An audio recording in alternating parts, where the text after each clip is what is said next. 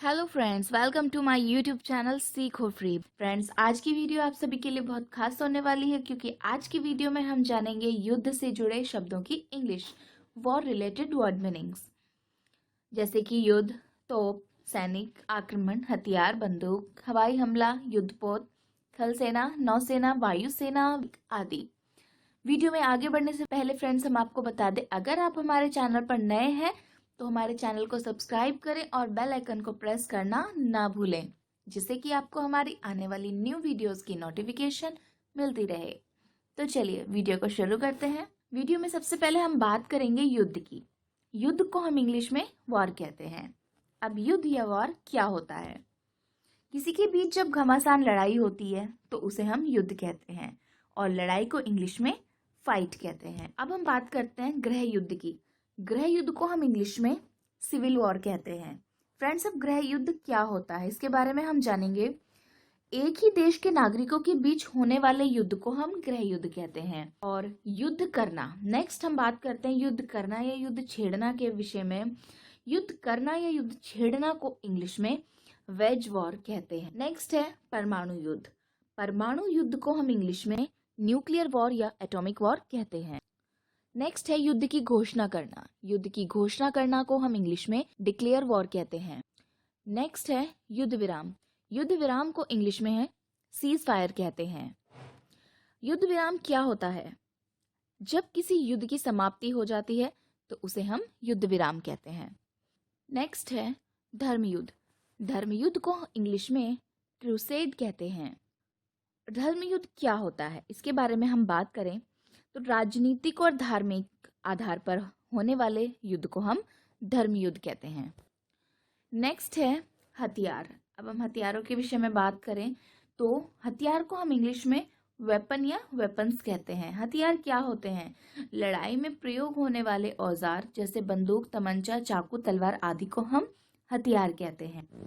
First, बंदूक। बंदूक को हम इंग्लिश में गन कहते हैं। नेक्स्ट, बंदूक गोली। बंदूक गोली को हम इंग्लिश में बुलेट कहते हैं। नेक्स्ट, कारतूस को हम इंग्लिश में कार्ट्रिज कहते हैं। नेक्स्ट, तोप। तोप को हम इंग्लिश में कैनन कहते हैं। तोप के गोले को हम इंग्लिश में कैनन बॉल कहते हैं। नेक्स्ट, चाकू। चाकू को हम इंग्लिश में नाइफ कहते हैं। और तलवार, तलवार को हम इंग्लिश में स्वर्ड कहते हैं। नेक्स्ट, तमंचा। तमंचा को हम इंग्लिश में पिस्टल कहते हैं। और प्रक्षेपास्त्र, प्रक्षेपास्त्र को हम इंग्लिश में मिसाइल कहते हैं। नेक्स्ट हम बात करेंगे फ्रेंड्स हवाई हमले के विषय में। हवाई हमला क्या होता है? हवाई हमले को हम इंग्लिश में एयर स्ट्राइक कहते हैं और हवा में वार करना या फिर आसमान में वार करने को हवाई हमला कहते हैं। नेक्स्ट है लड़ाकू विमान, फाइटर एयरक्राफ्ट। इंग्लिश में हम लड़ाकू विमान को फाइटर एयरक्राफ्ट कहते हैं। लड़ाई में प्रयोग होने वाले विमानों को हम लड़ाकू विमान कहते हैं। नेक्स्ट है युद्धपोत या जंगी जहाज।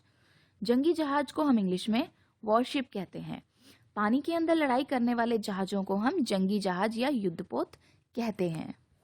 अब हम बात करते हैं सेना की। सेना को हम इंग्लिश में क्या कहते हैं और सेना क्या होती है और कितने प्रकार की होती है? तो सेना को हम इंग्लिश में आर्मी कहते हैं और सेना 3 प्रकार की होती है। फर्स्ट, थल सेना यानी लैंड फोर्स आर्मी। नेक्स्ट, जल सेना यानी नेवी नौसेना। नेक्स्ट, वायुसेना यानी एयरफोर्स। अब हम सबसे पहले बात करते हैं थल सेना के बारे में।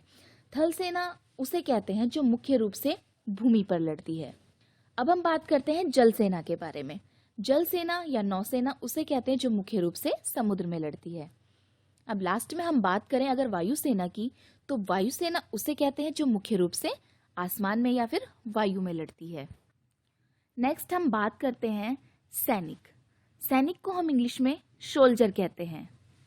नेक्स्ट, सिपाही। सिपाही को हम इंग्लिश में कांस्टेबल कहते हैं। नेक्स्ट, सैन्य बल। सैन्य बल को हम इंग्लिश में मिलिट्री फोर्स कहते हैं। अब सैन्य बल किसको कहा जाता है? हम बात करेंगे सैनिकों के दल को हम सैन्य बल कहते हैं या मिलिट्री फोर्स। नेक्स्ट, दुश्मन। दुश्मन को हम इंग्लिश में एनिमी कहते हैं। नेक्स्ट, रक्षा। रक्षा को हम इंग्लिश में डिफेंस कहते हैं। नेक्स्ट, रक्षा कवच। रक्षा कवच को हम इंग्लिश में डिफेंस कॉन्स्टिपेशन कहते हैं। नेक्स्ट, रक्षा मंत्री। रक्षा मंत्री को हम इंग्लिश में डिफेंस मिनिस्टर कहते हैं। नेक्स्ट, हम बात करेंगे विस्फोट या धमाका। विस्फोट या धमाका को इंग्लिश में एक्सप्लोजन या ब्लास्ट कहते हैं। नेक्स्ट, गोला बारूद। गोला बारूद को इंग्लिश में एम्यूनिशन कहते हैं। नेक्स्ट, बारूद को इंग्लिश में गन पाउडर कहते हैं। और परमाणु बम को हम इंग्लिश में न्यूक्लियर बम या एटम बम कहते हैं। परमाणु क्या होते हैं? परमाणु प्रोटॉन, न्यूट्रॉन और इलेक्ट्रॉन जैसे कणों से मिलकर बने होते हैं। नेक्स्ट, बमबारी। बमबारी को हम इंग्लिश में बॉम्बार्डमेंट कहते हैं। अब बमबारी क्या होती है, इसके विषय में हम बात करें तो बमों की बारिश करने को बमबारी कहते हैं और बमबारी करना को इंग्लिश में बॉम्बार्ड कहते हैं। नेक्स्ट, बम लगाना। बम लगाना को इंग्लिश में प्लांट बॉम्ब कहते हैं। नेक्स्ट, गोलीबारी। गोलीबारी को हम इंग्लिश में शूट आउट कहते हैं। गोलियों की बारिश करने को गोलीबारी कहते हैं। नेक्स्ट, भगदड़। भगदड़ को हम इंग्लिश में स्टैम्पेड कहते हैं। सैनिकों का दल भागने लगे तो उसे भगदड़ कहते हैं। नेक्स्ट, संकट। संकट को हम इंग्लिश में क्राइसिस कहते हैं।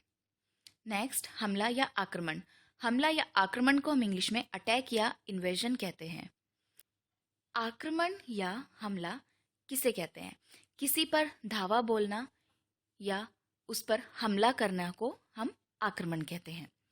नेक्स्ट, तैनाती। तैनाती को हम इंग्लिश में डिप्लॉयमेंट कहते हैं। सेना की तैनाती को हम डिप्लॉयमेंट कहते हैं। नेक्स्ट, तैयारी करना। तैयारी करना को हम इंग्लिश में मोबिलाइज कहते हैं। नेक्स्ट, कब्जा करना।